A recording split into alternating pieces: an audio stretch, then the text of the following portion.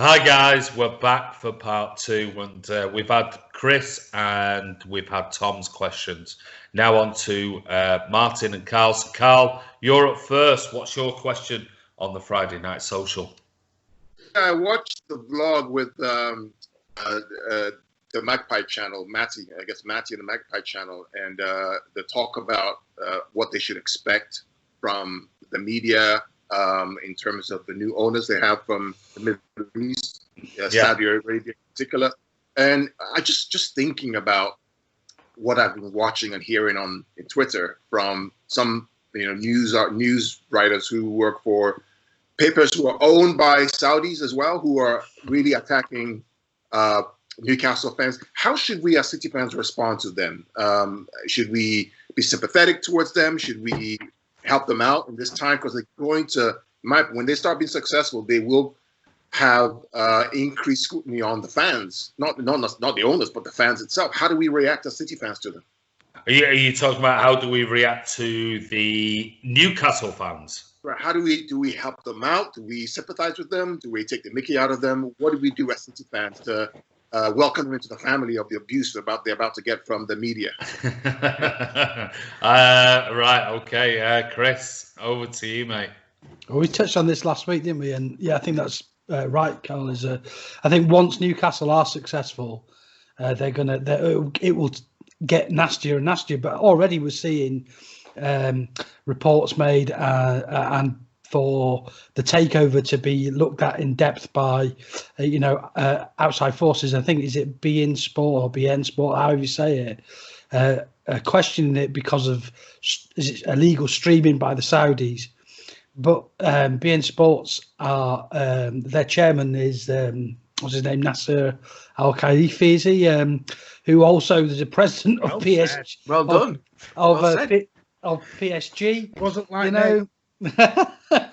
and has a seat on the UEFA, and a seat on the UEFA as well. So you can just see how murky it all is anyway. For Newcastle fans, like I said, pretty much like I said last week, they're going to have to expect. It's been brilliant. This last 10 years watching City win everything, but there's always that undercurrent of not being allowed to enjoy it by the media. Whether that really has stopped any enjoyment at the games, I don't think it does. But there is a certain element within the media who will undermine everything that's been achieved. And I think, being that Saudi Arabia is the massive and richest country over there, then it will only probably be bumped up even further. Sad.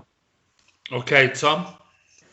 Well, I think we should just let them see how we've had to see it for the past 10 years. You know what I mean? I think people think that we overreact for how much abuse we get in the media and how much criticism we get. People say, "Oh, we overreact, etc." Empty seats, all that. Yet that we've got the second highest noise on the decibel meter this last season, so work that one out. I just think that obviously it's going to be hard for them because they've already got abuse now, and it's not even been bloody finalised yet, has it? So they're going to get hell loads of abuse when it is finalised. So yeah, we just have to see how it goes. They're only in week 1. I know. Right. Okay. Going to Martin then. I'm two things with this. Part of me is like, your fans were just as much part of it as everyone else was towards us. I'm not gonna lie. You know yourself, Andy. I've been up there recently, and Matty and all them at the Magpie channel, really nice guys. But I got some abuse for being a fake fan and everything else. So part of me, on the other hand, and I was very complimentary to them. I said, you go back. I said they deserved a bigger manager than Steve Bruce. Well, they're about to get one, but it doesn't mean. I mean, there's two things on this. There's a piece I was going to do yesterday. You all know who Mark Ogden is. Unfortunately, yeah. Tell by Andy's face. Such a reputable reporter. But I've read somewhere that FFP won't count anymore, and they're going to be able to do this, that, and the other. Mark Ogden and a few others have said FFP will stop Newcastle. Do you think they can go out and buy Mbappe and everyone else? They're not going to be allowed to do it. And reading that today, or watching that today, you made a cracking point, Andy. Is that City, as much as we won the league and we're up there and everything else, Liverpool have a stronger team than Newcastle right now. And they haven't won the league. We beat them every time. United have a stronger team. It is not just they're going to go out and spend all this money, which I've always said, I don't think they're going to be allowed to do what City did at the beginning. They'll do it a little bit. I still think there'll be rules in place where I don't think they're going to be allowed to go and spend £400,000 a week on a player and everything else, unless they get a naming right on the stadium or whatever they're going to do. But I just think they're going to have to learn to walk before they can run. It's going to be probably a 5 to 6, 7 year plan to even get into the top 4, probably. This is not going to be a click of the fingers and away they go. I think if any fan base deserves it, along with us, I think they do. Definitely. It is a sleeping giant. But I've still got my doubts this takeover's happening. Because I'm wanting to know, why hasn't it been done yet? I understand we're in a global pandemic and that might be holding it up. But this is taking a long time to get done. And when you get a big boy like BN, we ain't talking a little provider here. BN Sport is huge. Massive. They are huge. And when they are writing to every Premier League club and to the Premier League and to everything else, the amount of money they pump into the TV rights, and this is the perfect way for the G14 or whatever group they want to say. They couldn't stop City getting in it. They could stop Newcastle getting into it. Andy, go on. Andy, I think what's happening is a proxy war going on, if you ask me. We all know that Qatar and Saudi Arabia and UAE have had issues around banned flights, embargoes, and the like for the past year or so. This is a proxy war that's going on. And unfortunately for the English media, we bought into this madness. Yeah. Now it's spilling over into football, right? Which nobody's talking about the Americans, right? With the sexism, the racism, the that's happening over here, and the American owners. No one's talking about a certain bank that sponsors a certain team out of the Merseyside who are caught up in the Iran sanctions and corruption. No one's talking about that, right? Why are they talking about that? Why are they talking about the hotels that are bought by certain folks in the Middle East, or the newspapers, or the Russians who own certain clubs? Why is it the Middle East and the Middle Eastern owners who are unfortunately a different skin tone? Why is that happening? Do you believe it boils down to racism, or a subtle racism, or an overt racism? No, some would say. There is a what I call it's not overt, but there's a heuristic. There is a penchant for that behavior. It takes time, right? Each one of us have our idiosyncrasy. I mean, you go to Africa, for example, right? Even Nigeria, we're all black in Nigeria. I'm originally from Nigeria. There is racism even amongst black people. Yeah. Frankly, someone from the south doesn't want to marry someone from the north, doesn't want to marry someone from the east. It happens. It's part of human nature. How do we overcome that? By looking beyond that and working out as human beings. Why is it always the Middle Eastern folks who seem to get the short end of the stick? When the Americans over here, people like, certain organizations who support certain things, and nobody's talking about that. They hack people's accounts, right? Nobody talks about that. Why? Did they not talk about it? And I'll throw a real curveball back at you on this, Karl.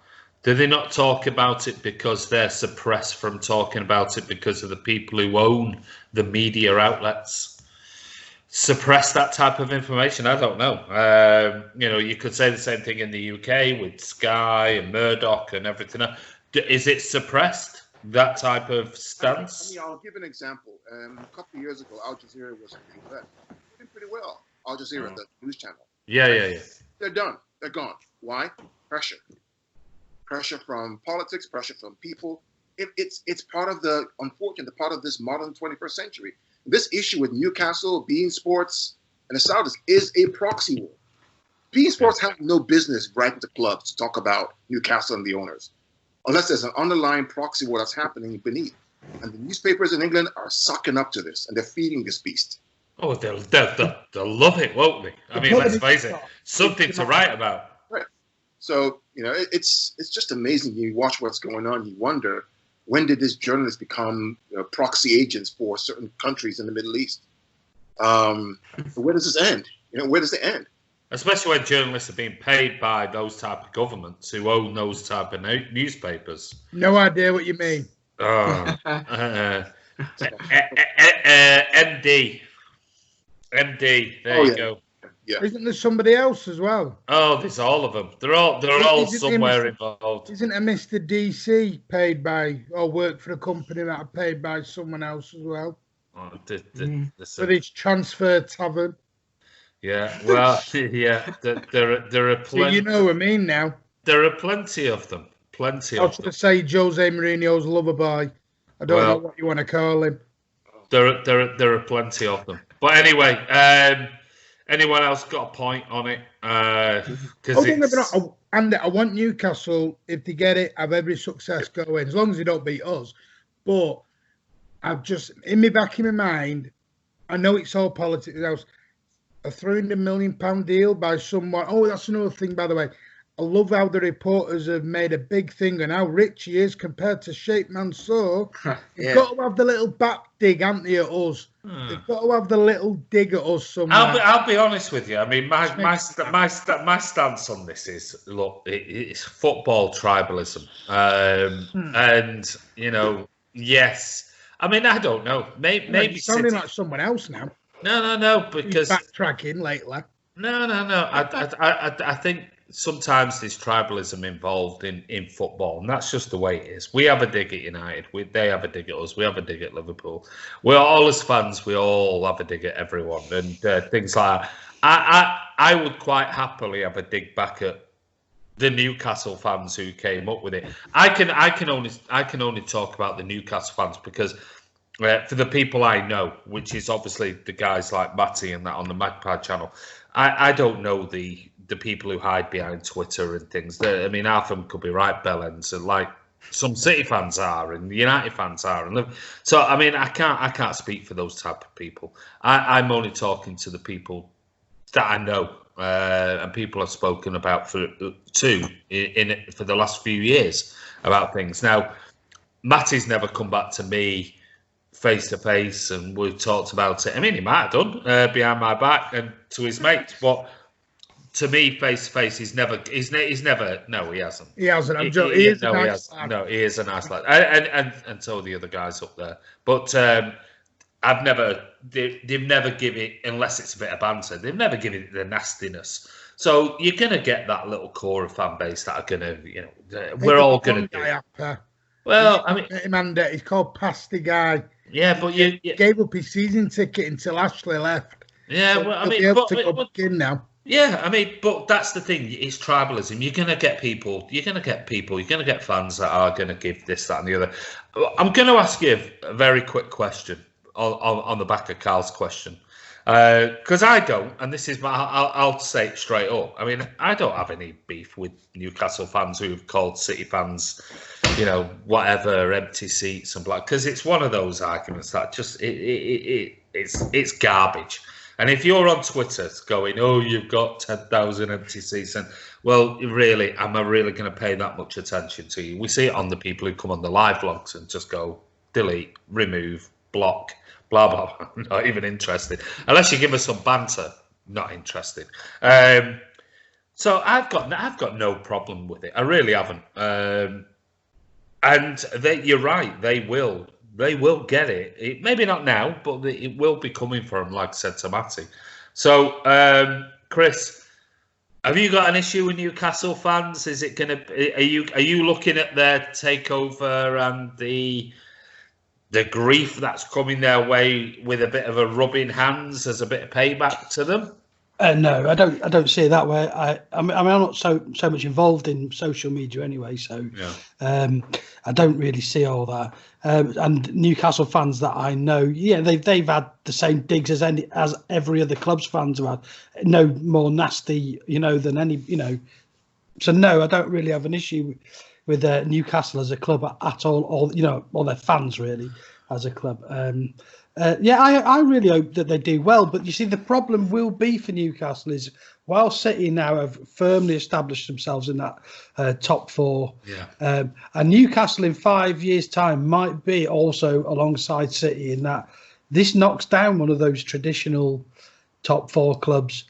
And this is where the issues will arise when Liverpool, Manchester United, Arsenal, Spurs, Chelsea, or City, we don't get it. And like Martin said earlier about this, how much richer they are than we did. They did exactly the same thing when Sheikh Mansour, how much richer than Roman Abramovich is.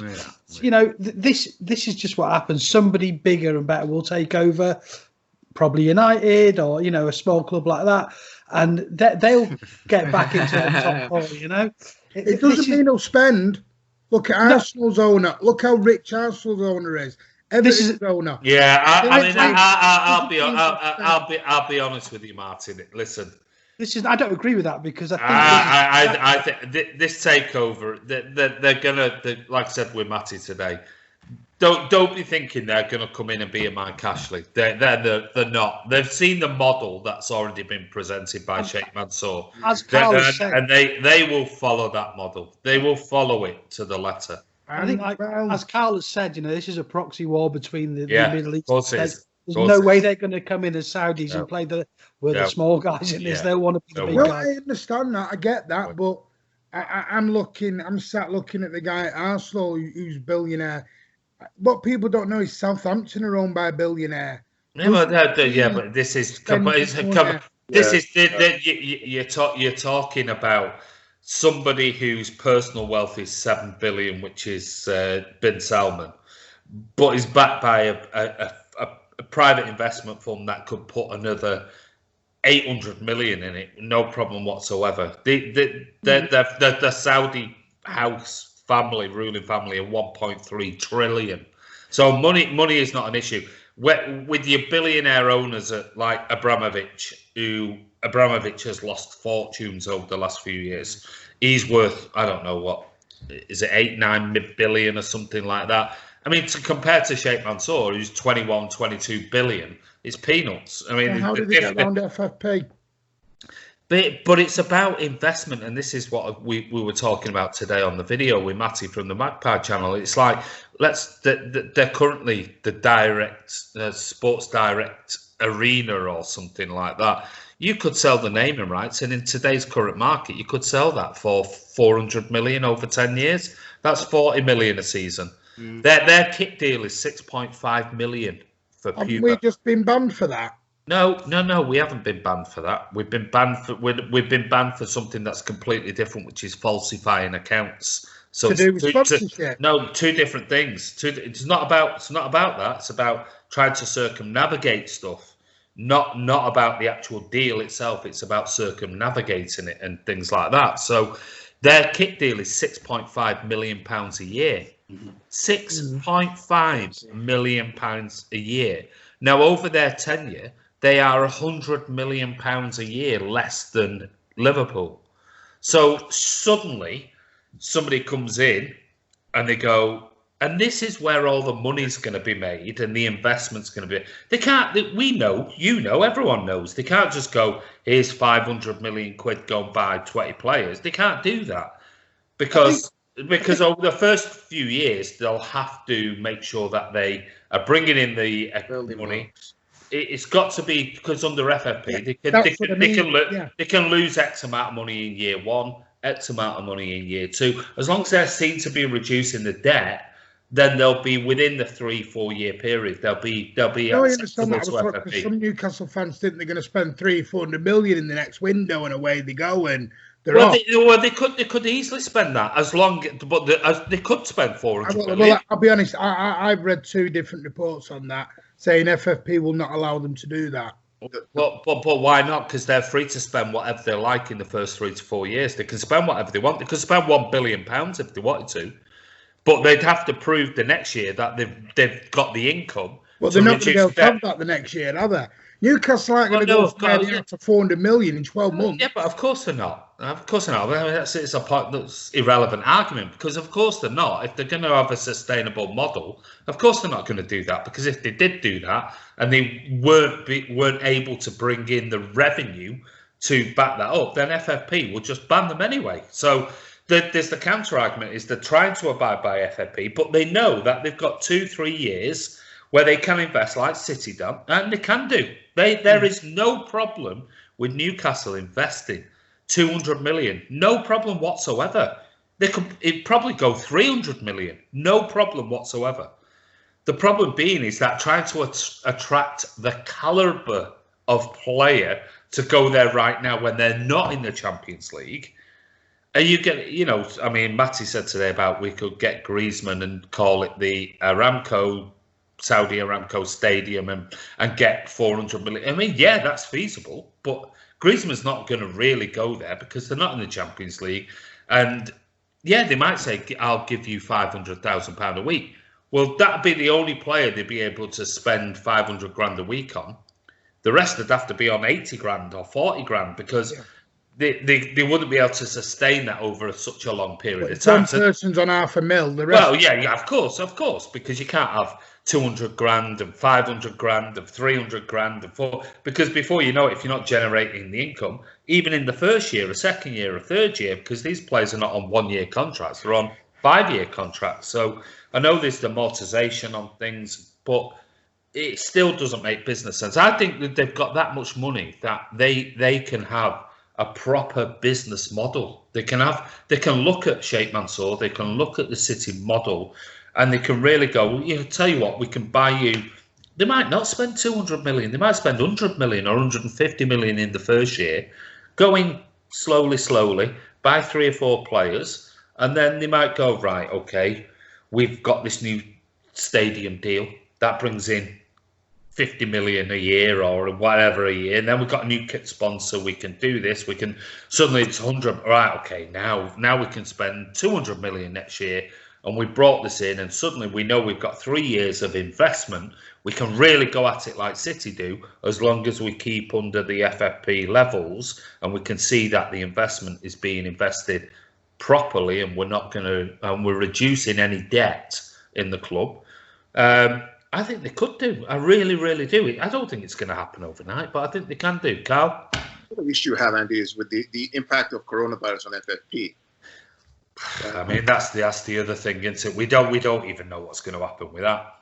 If it goes on this way, into the fall, the autumn, and clubs are going to ask for investments from their owners, FFP will have to relax. What's the impact on City? What's the impact on Newcastle? That opens up a whole new window. You could turn around and say, well, the counter argument to that is, what if they do relax FFP rules? Well, Jesus Christ, right. Newcastle could invest how much? Right. So City could invest how much, and United could, we could invest anything we wanted to, but I don't think they will. I think what FFP will do, my own feeling, reading some articles of the last week or so on it, I think what it's going to do is FFP is going to remain in its current format to a certain degree. I think what it's going to do is they're going to enforce FFP on the transfer market values of players, and they're going to try and force it down that way rather than trying to change FFP in its entirety. I mean, I don't know. I totally understand what you're saying, and I get it, and I'm not trying to be negative. I hope Newcastle do it. I really do. If any club deserve it, it's them. But I just think, I know what you're saying, the Saudis will go out and they'll want to compete, but I just think you've got to be careful how it's done. They've got to lower their expectations a little bit. And the way we are right now, we were all sat here 10 years ago. We never thought, and they will get a Robinho. They will get that type of signing who comes, let's be honest, he came for the money. He wasn't interested. Of course he did. Yeah, of course he wasn't bothered at all. And we saw that in his performances. Some days he was world class, other days he looked like he was as I call him, Barry Conlon. He was just awful, and they will have to get used to that. But I think some of them they are drinking like Griezmann. I know Matty was a bit tongue in cheek with it. Well, I think he was trying to make an analogy of the stadium naming rights. Fans who think that they think Mbappe's walking through the door next week. Some of it, and this is where they need to have a little bit just reset, enjoy the ride. Look at Wolves. I didn't know this. Wolves are owned by a guy. I think it's Fosun International. He's worth more than Sheikh Mansour. They're not spending billions. Just because you have the rich owner does not necessarily mean you're going to roll out a red carpet for everything to roll on. That's what I'm saying. And I know. I don't know. Maybe it's me. I get from you like it's a bit of jealousy. I don't feel that way. I don't feel that way. I don't feel that way at all about it. I think it's a great thing because I think if we can get another investor that can invest something in a community and follow a model. Now, if they don't do that, and they do, just go at it in a real shit way and blah blah blah, then it wouldn't be great for the whole Premier League. It wouldn't be great for Newcastle. I'm not jealous. I think United should be worried. Arsenal should be worried. No, but you're coming across like you are jealous about it. No, I'm not jealous of what? What am I got to be jealous of? I'm not being funny here, but listen, I've told you I don't support City because of trophies. But they've got $1.3 trillion. Their owners, their Saudi states, miles more than us. Wolverhampton Wanderers owner has more than Sheikh Mansour. I'm not jealous of them. But they've got $1.3 trillion. No, I'm not jealous. I just said to you, if I Newcastle, I said they deserve a bigger manager than Steve Bruce. In an absolute cotwomble. I'm just winding you up, buddy. I know the comments coming underneath. Martin's jealous. This is what City fans. No, he's not jealous. I'm just winding him up. No, in all seriousness, I didn't know the Wolves owner was worth more than Sheikh Mansour. I don't think he's worth more than Sheikh Until Mansour. he came jealous. How much? We need to find out. 103 billion. 103 billion. Yeah. Who is he? It's called Fosun International. Somebody look. Really? I've never heard this before. I'm gonna have to look.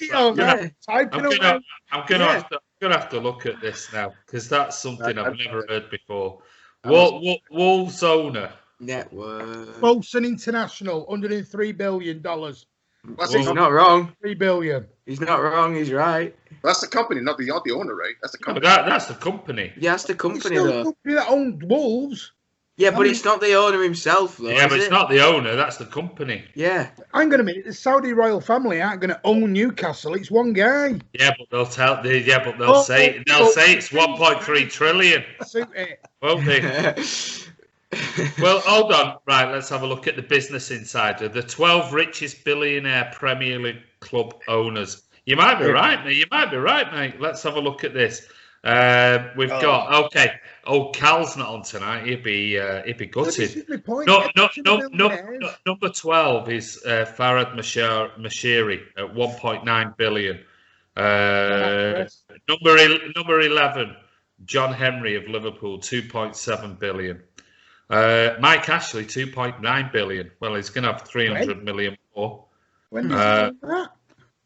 Well, he's got a lot of business. He's got a lot of business. I've never seen it. No, he hasn't. Crystal Palace owner Joshua Harris, 3.5 billion. See Joe Lewis at Tottenham. The Glazer family, 4.7 billion. These are dollars, by the way. Sod off. There we go. Joe Lewis, $5 billion. Leicester City, I'm not even going to go for Sridhana Prabha family worth 5.9 billion. Aston Villa, Nassif Sawiris, $6.4 billion. Wolves, Guo Guanchang, he's worth $6.7 billion. Third, Stan Kroenke, $8.7 billion. 2, Roman Abramovich, $12.4 billion. And number 1, Sheikh Mansour, $30 billion. So there you go, Martin. Sheikh Mansour, 30 million. Still the richest owner in the Premier League. It's not 1.3 trillion though. Money. Well, he's not his family. Yeah, the family. No, he's nowhere near. Right then, out of the 10 owners you just said, only one spent money. Oh, the second one did, but now it's stopped. Proper money. Well, proper Tottenham money. did. Tottenham just spent it on a bloody stadium instead of players. Yeah, but there's still £483 million in debt for that one. So what there's no guarantees. That's all I'm saying. No, there's no. Of course, there's no guarantees in anything. Bloody hell, that turned into have a go at Matt in 20 minutes. No, was it? Oh God, he's such a snowflake, isn't he? He's a proper snowflake. Yeah. I love you, Newcastle. I love Newcastle. He's playing just for you. Oh.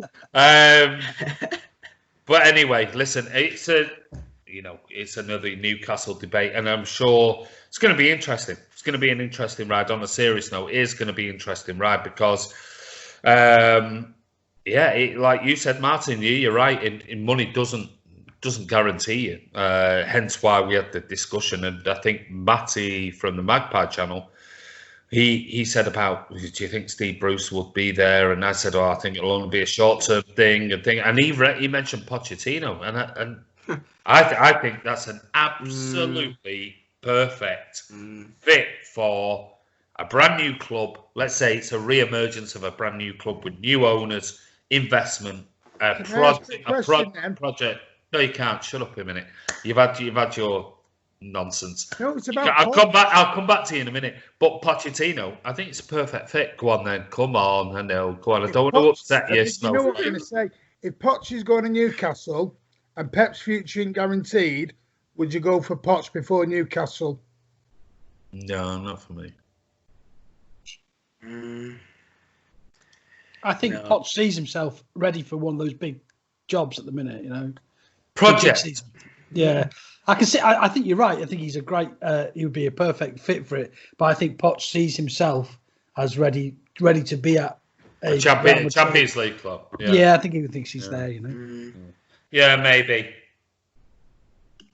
It's going to be It's going to be a really interesting watch. I'm sure this is not the end of it. I think there's going to be lots of twists and turns. Like Martin said, he's saying he's not sure whether it could still be going ahead and things like that, even though they've signed which was the interesting point I made the other night, is they've given Mike Ashley the 5%, the £17 million deposit, and part of the contract states if it don't go through, he keeps the 17 million. So could Mike Ashley be the one that throws the spanners in the works and goes, thank you very much, 17 million quid for a few weeks? It wouldn't surprise me. Surprise me. It wouldn't. I'll give that Amanda Stavely credit, though. God, is she persistent. Yeah, she is. I'll tell you what, she got... wanted Newcastle. Well, she was trying to sort of float the whole thing with City, wasn't she? So she made $30 million immediately when the deal was done. So she's a clever businesswoman. I'll give her that. I don't think she'll be involved in the board. I think she'll be gone. I think she might just be brokering this deal off. She might just be holding a stake in the club and then just sit back and be a non-executive director and have nothing to do with it, and sell her shares whenever any problems arise. So, very interesting question, Karl. That took 30 minutes to go over with loads of discussions and things like that. So,